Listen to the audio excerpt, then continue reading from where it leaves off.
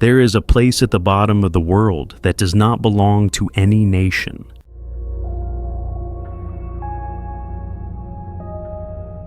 No government claims it. No city has ever been built there that lasted.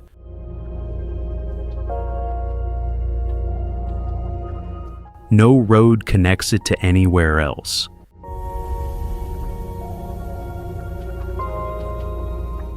And yet it is the most studied, the most argued over, and in many ways, the most important piece of land on Earth.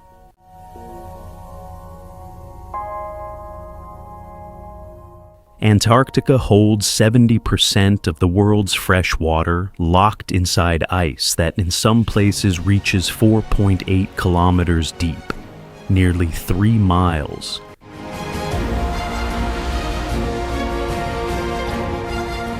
It is larger than Europe. It is colder than anything most humans will ever experience.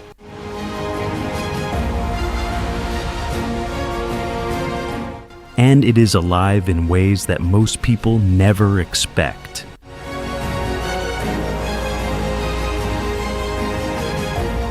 That is the part that surprises visitors most. They come expecting emptiness and silence and a landscape so hostile that life should have given up entirely.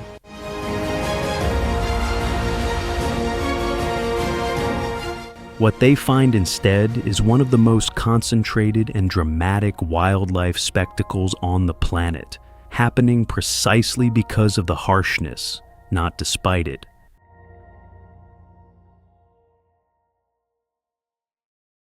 The cold and the ice and the wind and the darkness have not driven life away from Antarctica. They have shaped it into something extraordinary.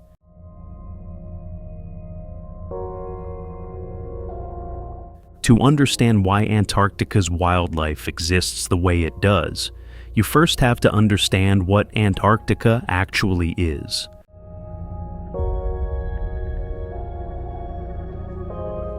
Because this continent has not always been frozen. Around 100 million years ago, Antarctica was covered in forest.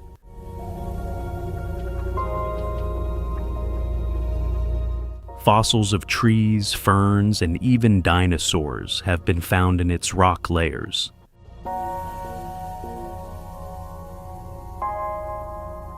The continent sat in a warmer position and was connected to what is now South America and Australia.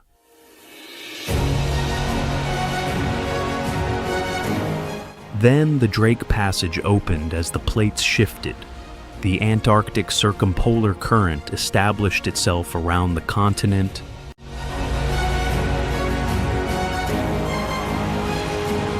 and Antarctica was effectively sealed off from the warmth of the rest of the world.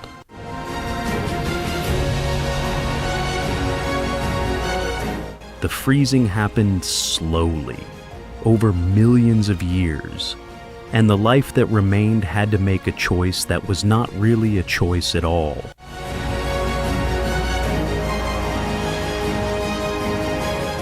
Adapt completely or disappear.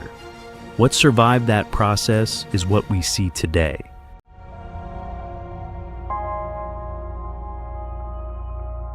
And the first place to understand it is not on the ice at all. It is in the water beneath it.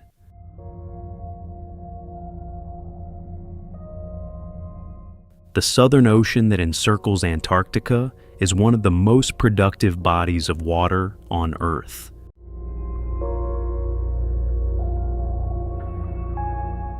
Cold water rising from the deep carries nutrients to the surface in a process called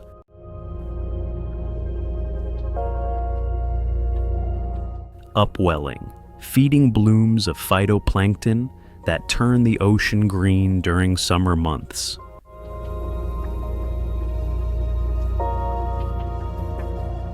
Those blooms feed krill, small crustaceans that grow to about 6 centimeters long, roughly 2.5 inches.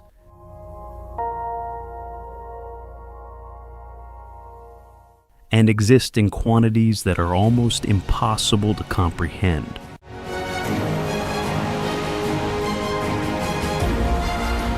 Estimates of Antarctic krill biomass range from 100 to 500 million tons.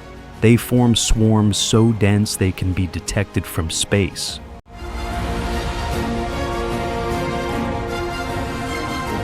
Turning sections of ocean pink and orange from the surface. And virtually everything else in Antarctica's ecosystem, every penguin, every seal, every great whale, every seabird, depends on them.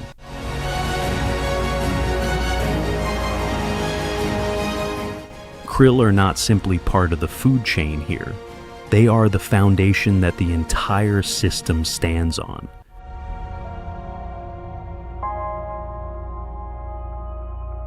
Understanding this single fact changes how every wildlife encounter in Antarctica reads.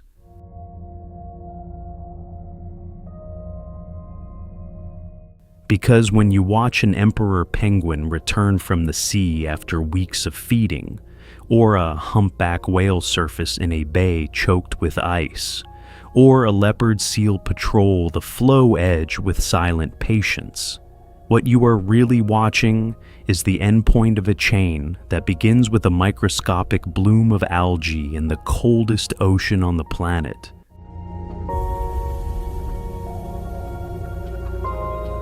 Nothing here is isolated. Everything connects. The Antarctic Peninsula stretches north from the main continent like an arm reaching towards South America.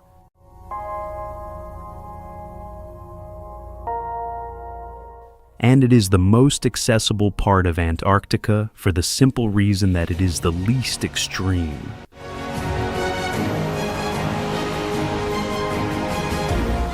Temperatures here can rise above freezing in summer. The sea ice retreats enough to allow ships to navigate the channels between islands.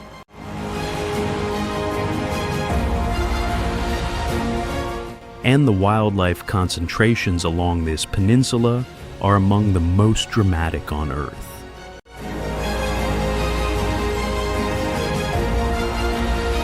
The peninsula's western coast is shaped by a series of islands, channels, and bays that create sheltered pockets where life gathers in numbers that take time to process.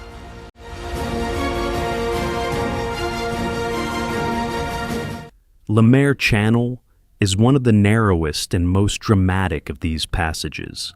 A corridor of water barely 1.6 kilometers wide, roughly 1 mile,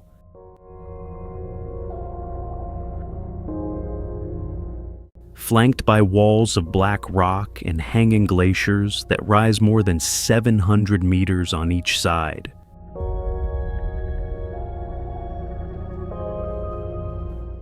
Ships move through it slowly, and the scale of the cliffs against the vessel makes the water feel like a cathedral.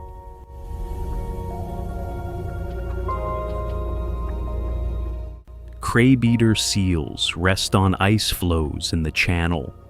Gentoo penguins porpoise through the water ahead of the bow. And the silence inside the channel is the particular silence of a place where wind cannot easily reach.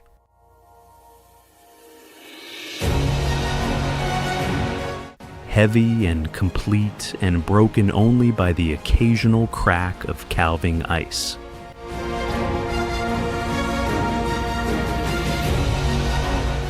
Gentoo penguins are the most widespread penguin species along the peninsula, and they are also the fastest swimming bird on Earth, capable of reaching 36 kilometers per hour, about 22 miles per hour, underwater.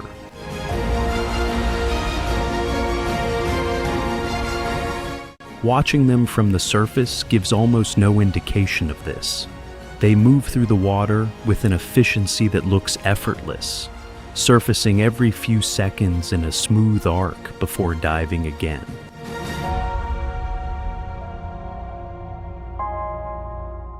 On land, they are different entirely. They waddle with a determination that seems slightly offended by the inconvenience of having legs.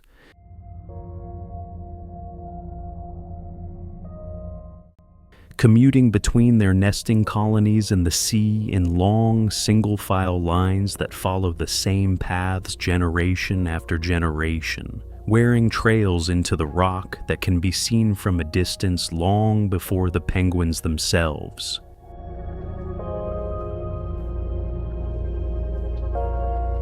Their colonies are loud, densely packed, and thoroughly chaotic in a way that is only comprehensible when you understand that each pair of penguins is defending a small territory of pebbles with complete seriousness.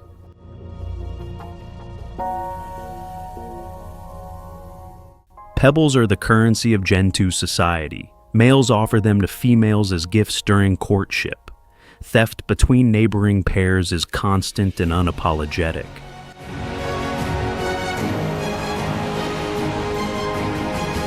A penguin caught stealing will carry the pebble back to its own nest with the particular body language of something pretending nothing happened.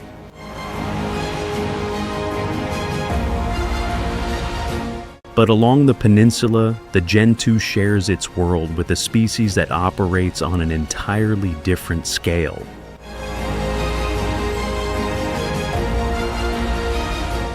The leopard seal is one of the apex predators of the Southern Ocean, a solitary animal that can reach 3.5 meters in length, nearly 11.5 feet, and 600 kilograms in weight.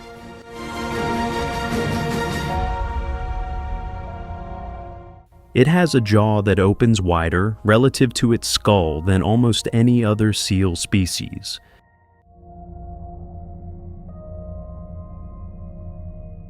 Lined with teeth designed to strain krill through, and simultaneously capable of gripping a penguin with enough force to kill it instantly.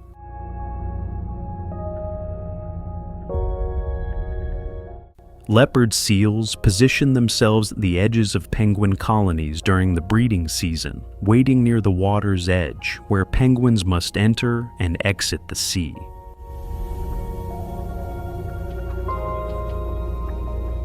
The penguins know this.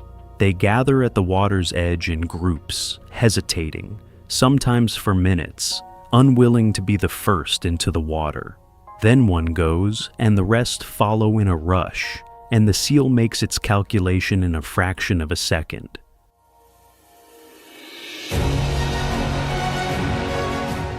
Most penguins survive any given encounter, the ones that don't supply the energy the seal needs to survive the winter.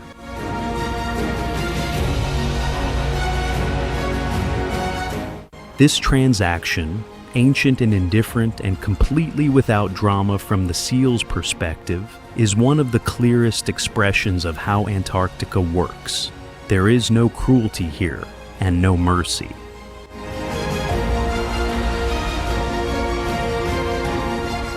There is only the system, running as it has run for millions of years, each participant shaped by the demands of every other.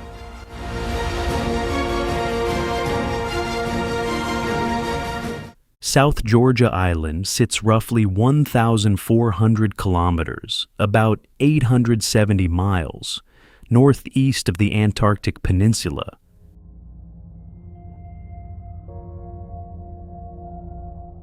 And it is not technically part of Antarctica, but it belongs to the same story so completely that it cannot be separated from it.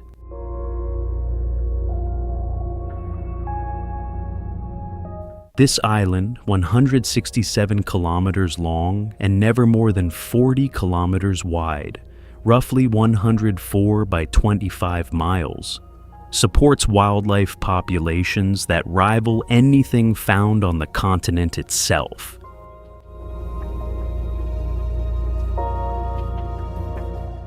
And what makes South Georgia so remarkable is that it nearly lost everything and came back.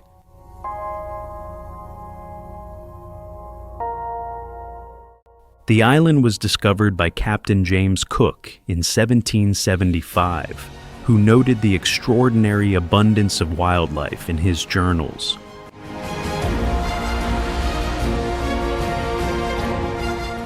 Within years of that description, reaching the ears of the sealing and whaling industries, the slaughter began. Over the following century,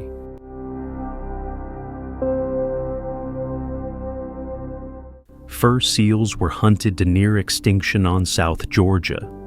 Elephant seals were rendered for oil, and the great whales, humpbacks, blues, fins, were processed at shore stations that at their peak employed thousands of workers and reduced the whale populations of the Southern Ocean to fractions of their former numbers.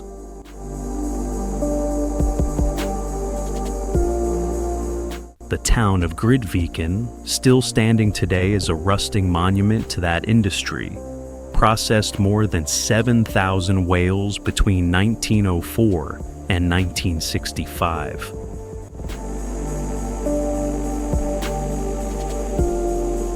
The bones of those whales still lie on the beach around the old station, slowly being absorbed back into the landscape.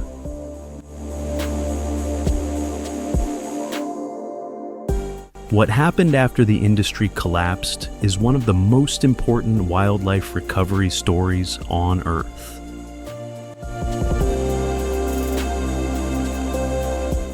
With hunting pressure removed and invasive rats and mice eventually eradicated from the island through a massive conservation effort completed in 2015.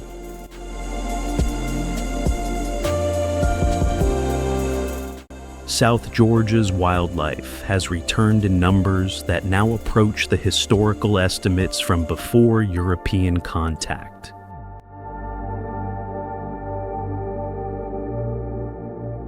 Today, the island supports approximately 3 million Antarctic fur seals, around 400,000 elephant seals, and seabird colonies of a scale that has almost no parallel anywhere in the world.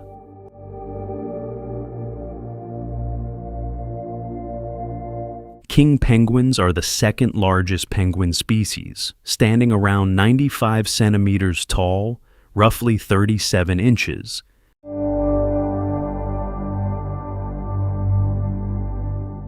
And they breed in colonies on South Georgia that contain hundreds of thousands of birds.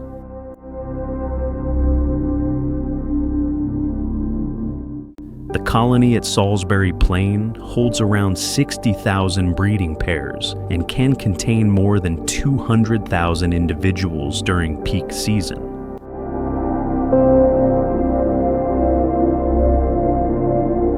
Standing at the edge of that colony is an experience that removes language. The sound is a continuous wall of calls, each bird producing a specific vocalization that its mate and chick can identify out of the hundreds of thousands of similar sounds surrounding them.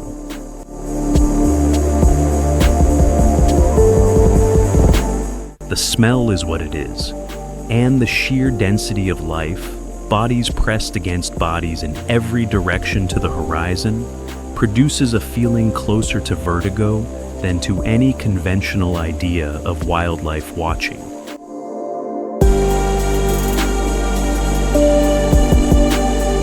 King penguins do not build nests. They balance a single egg on their feet, covered by a fold of belly skin called a brood pouch, for 55 days during incubation.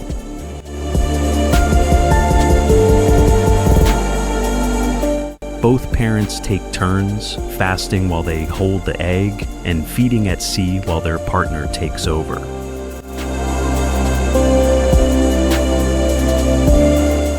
The chick, once hatched, is covered in brown, downy feathers that make it look entirely unlike its parents, a disguise so effective that early explorers cataloged king penguin chicks as a separate species, convinced they had found something new.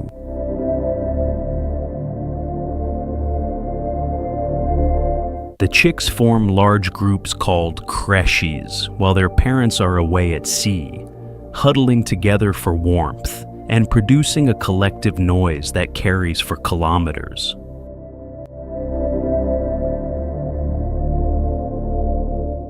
The elephant seals of South Georgia operate in a social system of brutal simplicity.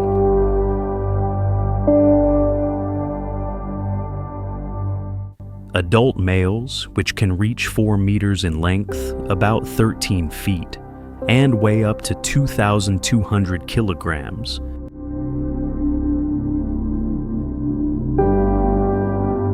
spend the austral winter at sea, feeding almost continuously to build the mass they will need. They return to the beaches in spring to compete for access to females.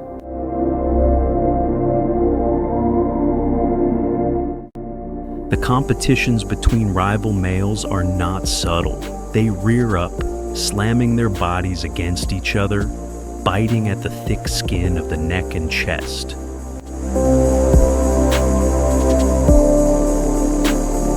Producing roaring vocalizations that carry across the beach. Most contests end before serious injury occurs.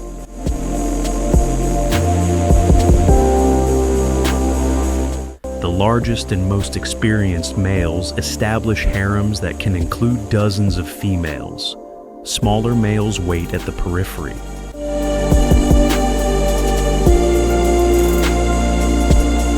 The system is ancient and efficient and produces, as its outcome, the genetic material of only the most physically capable individuals.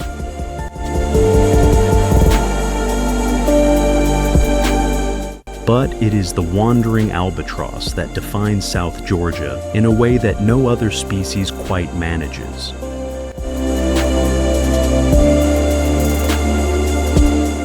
These birds have the largest wingspan of any living creature, reaching up to 3.5 meters, nearly 11.5 feet.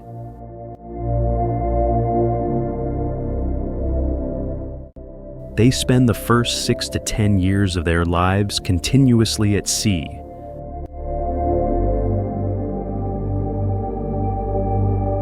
Never touching land, sleeping on the water, covering distances of 75,000 kilometers or more per year, roughly 46,600 miles.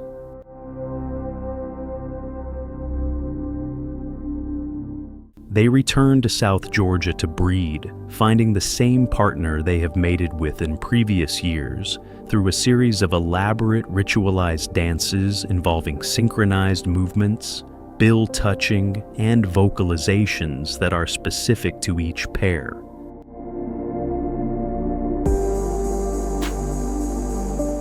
A wandering albatross pair may breed together for decades. They raise a single chick every 2 years, sharing incubation and feeding duties with a precision that reflects the investment each bird is making in an offspring that represents nearly a year of effort.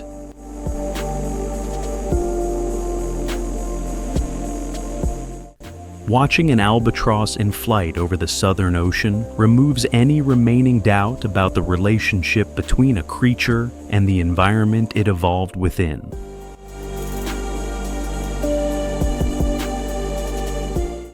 The bird does not flap its wings in ordinary conditions.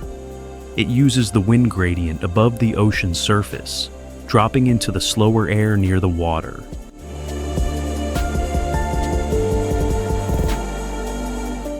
Gaining speed, then pulling up into the faster air above, converting that speed into height, then dropping again.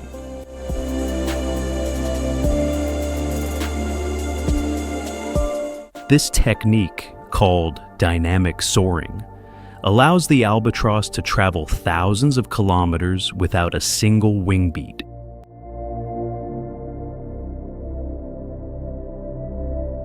It is one of the most elegant solutions to an energy problem that evolution has ever produced.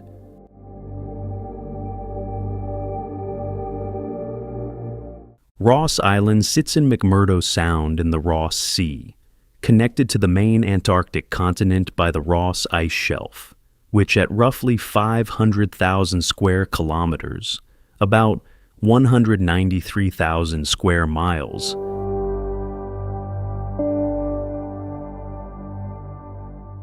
is the largest body of floating ice on Earth. The ice shelf is the size of France. It is up to 700 meters thick in places.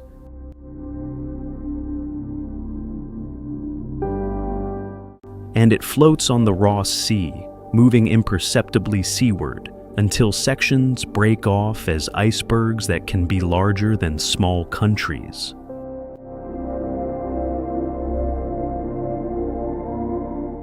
The B-15 iceberg, which calved from the Ross ice shelf in 2000, was approximately 295 kilometers long and 37 kilometers wide.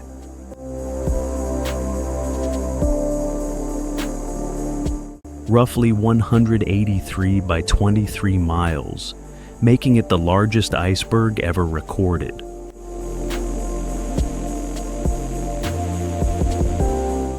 Ross Island is home to two active volcanoes, Mount Erebus and Mount Terror, named by the explorer James Clark Ross, who first sighted them in 1841.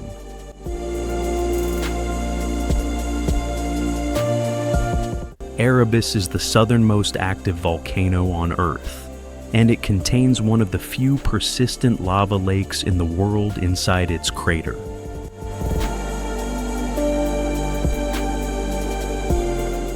A body of molten rock that has been continuously active for at least the past 40 years.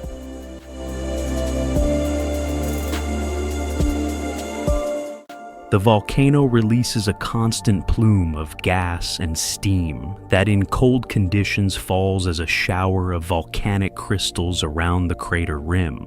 These crystals, called Erebus fumarolic ice towers, form bizarre and beautiful structures around the gas vents on the crater slopes.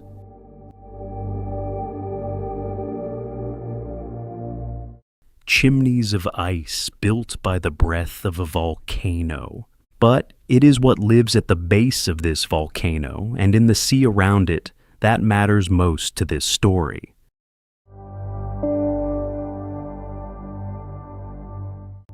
The Ross Sea is often described by scientists as the least altered large marine ecosystem remaining on Earth.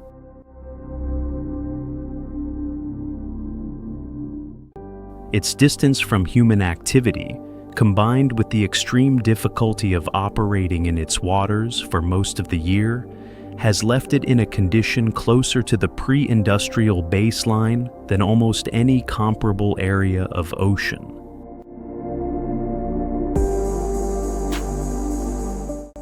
The fish populations are intact.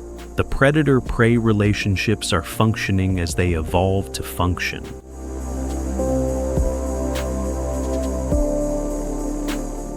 And the Weddell seal, which is the southernmost mammal on Earth, lives here year-round, breathing through holes it maintains in the sea ice by gnawing at the edges with its teeth.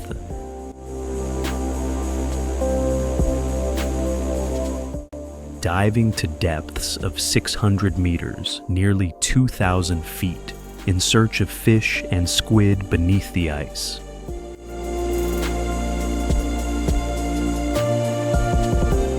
Weddell seals are among the most studied marine mammals in the world, precisely because they are accessible.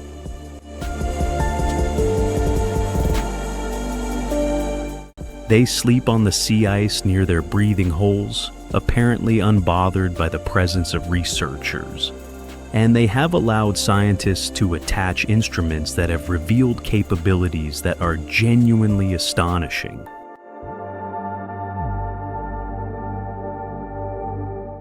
They can slow their heart rate from a normal resting rate of around 100 beats per minute to as few as 4 beats per minute during deep dives.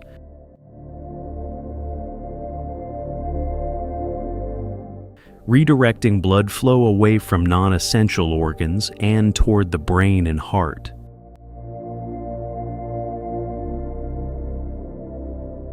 They can hold their breath for over 80 minutes, They navigate beneath ice in complete darkness using echolocation.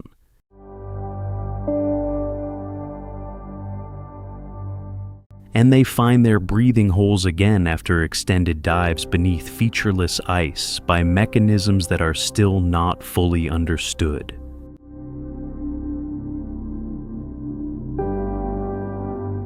The emperor penguin is the animal that most completely defines what it means to be adapted to Antarctica.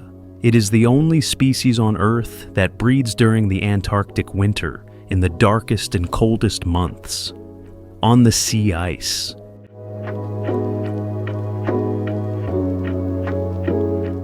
In conditions that can reach minus 60 degrees Celsius with wind chill, roughly minus 76 degrees Fahrenheit.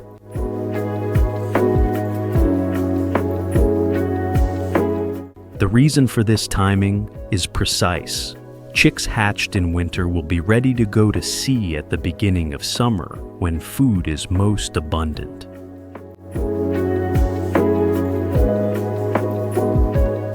The cost of this timing is paid by the adults, particularly the males.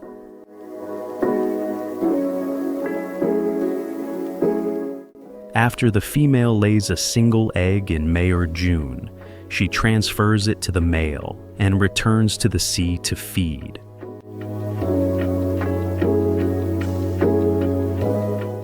The male stands on the ice for approximately 65 days, fasting, in the darkness of the polar winter, balancing the egg on his feet.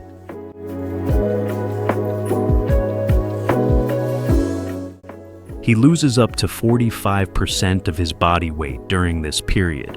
He survives through one of the most studied behaviors in the animal kingdom, the huddle.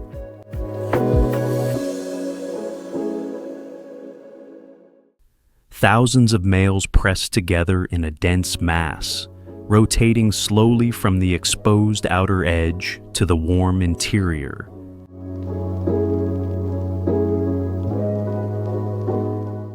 Sharing body heat with the same efficiency as an engineered insulation system.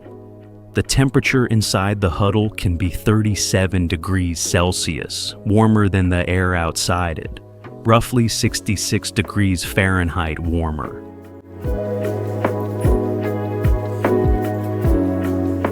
Each bird takes its turn on the cold edge. None stays there indefinitely. The system is collective and it works.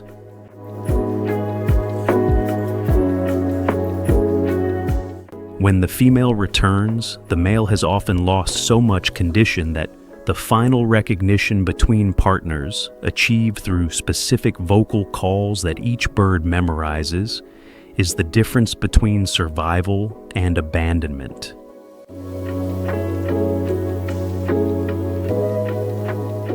If she does not return in time, the male may be forced to abandon the egg to save his own life and try again next season. Most do not abandon, most wait.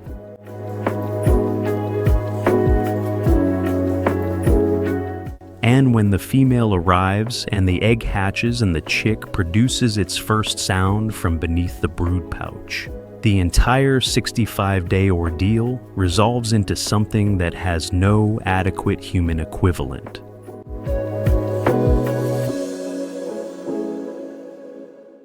The Weddell Sea on the opposite side of the continent from the Ross Sea is where some of Antarctica's most dramatic ice formations occur.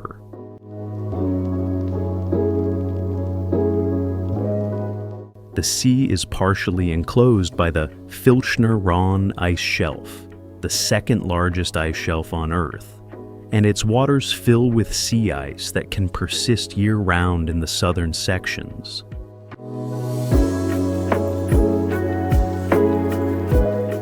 The icebergs that calve from the ice shelves in this region drift north into the Weddell Gyre, a circular ocean current that traps them and carries them slowly around before releasing them into the broader Southern Ocean.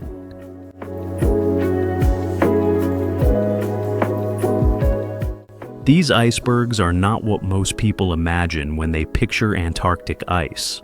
The ones that form from ice shelf calving are tabular, with flat tops and vertical sides, and they can persist for years or decades before melting.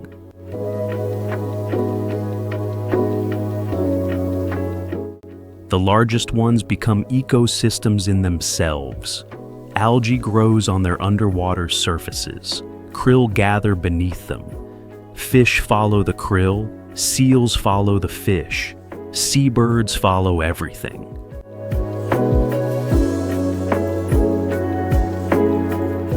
A single large iceberg drifting through the Southern Ocean can support a food chain that travels with it for thousands of kilometers.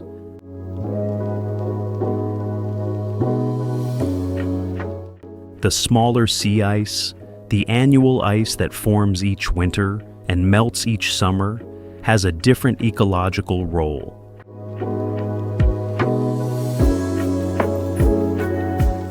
Its underside is colonized by ice algae that bloom as the ice begins to melt in spring, releasing the nutrients locked inside into the water column and triggering the annual krill bloom that feeds everything else.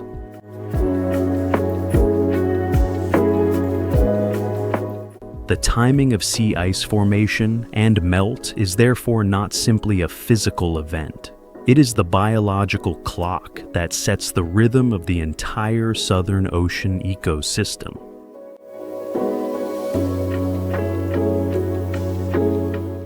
Antarctica's interior is the least hospitable part of a continent defined by inhospitality.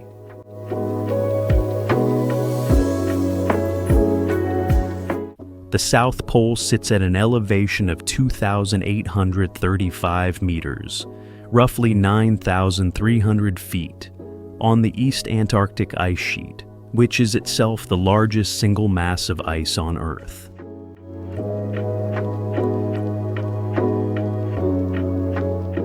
The average annual temperature at the South Pole is minus 49 degrees Celsius, around minus 56 degrees Fahrenheit.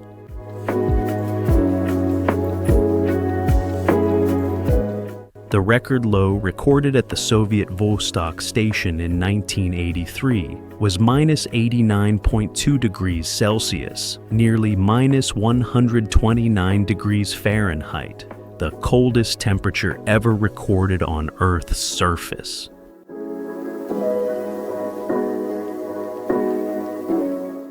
Nothing lives in the interior, not because life has not tried, but because the conditions exceed what biology can manage. The ice is too thick, the cold too consistent, the liquid water too absent.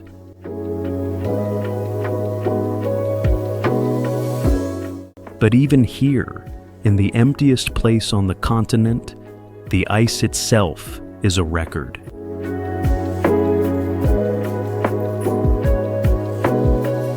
Each layer of snow that fell and compressed into ice over hundreds of thousands of years trapped within it, a sample of the atmosphere at the time of its formation.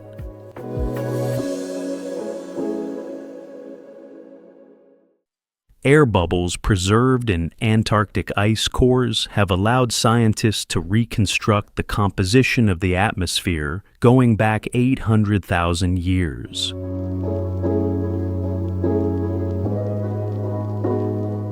Revealing the precise relationship between greenhouse gas concentrations and global temperature across 8 glacial cycles.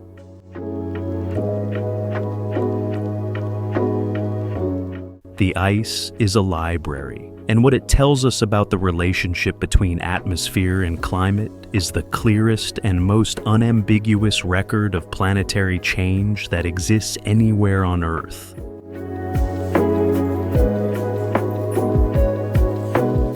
The dry valleys of Antarctica are perhaps the most alien landscape on the continent, and for that reason, one of the most scientifically important.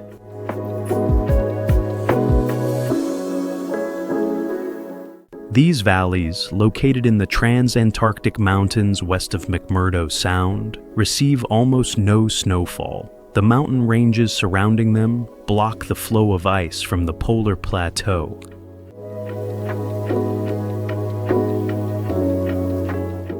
And the katabatic winds that accelerate down their slopes are dry enough and strong enough to sublimate any snow that does fall before it can accumulate.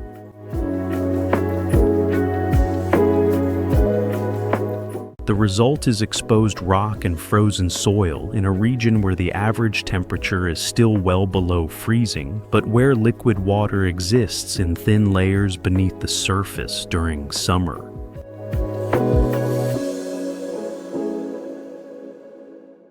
In that barely liquid water, under centimeters of translucent rock, microscopic communities of algae, bacteria, and fungi survive.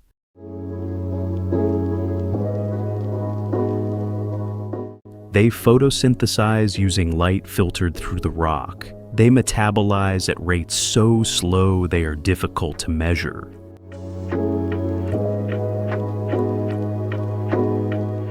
They have been there for perhaps millions of years, and they represent, as clearly as anything in Antarctica, the fundamental principle that has shaped every species on this continent.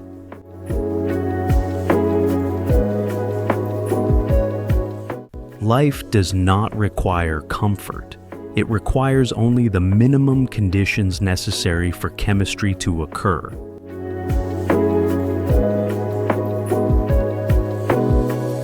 Antarctica provides the minimum, and life, improbably and persistently, finds a way.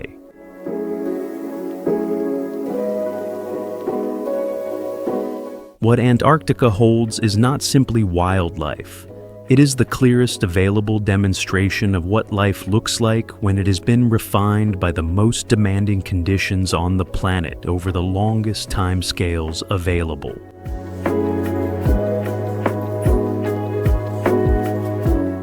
Every penguin that huddles against the winter darkness, every albatross that crosses 10,000 kilometers without a wing beat,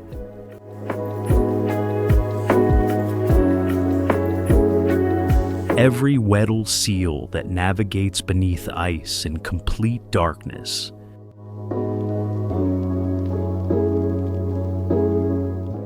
every krill that forms the foundation of an ecosystem larger than most continents, is carrying the accumulated solution to a problem that took millions of years to solve.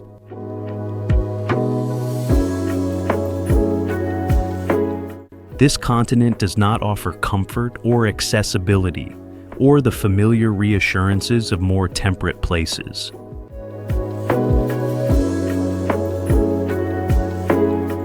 It offers something rarer, the sight of a world that still works entirely on its own terms, where the relationships between species are as intact as they were before humans arrived.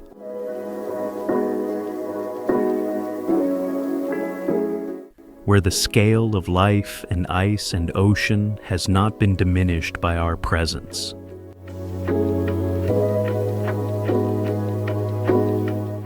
Not because we have been generous, but because it is too far and too cold and too difficult for us to have reached it fully yet.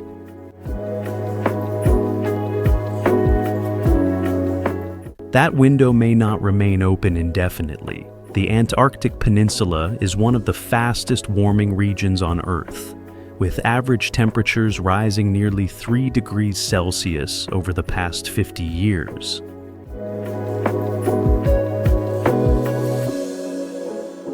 Sea ice extent has declined in some regions.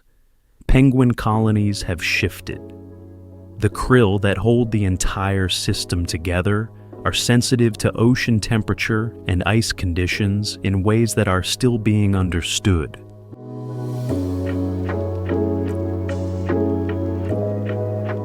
What happens to the krill will determine what happens to everything else.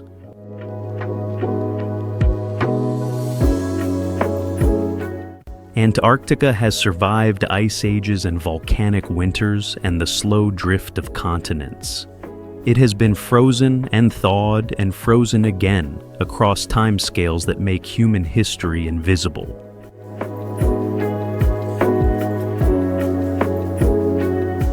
Whatever comes next, the continent will endure in some form.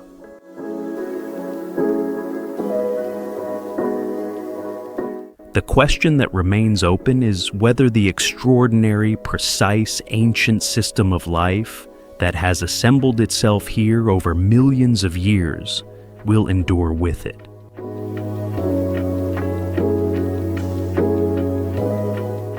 If what you have seen here moved something in you, the story is not finished.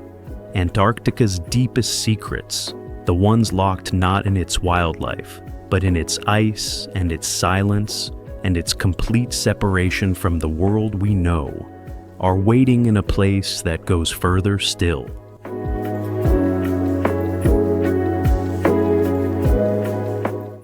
Click now to explore Antarctica, the last untouched wilderness on Earth, and see what the end of the world really looks like.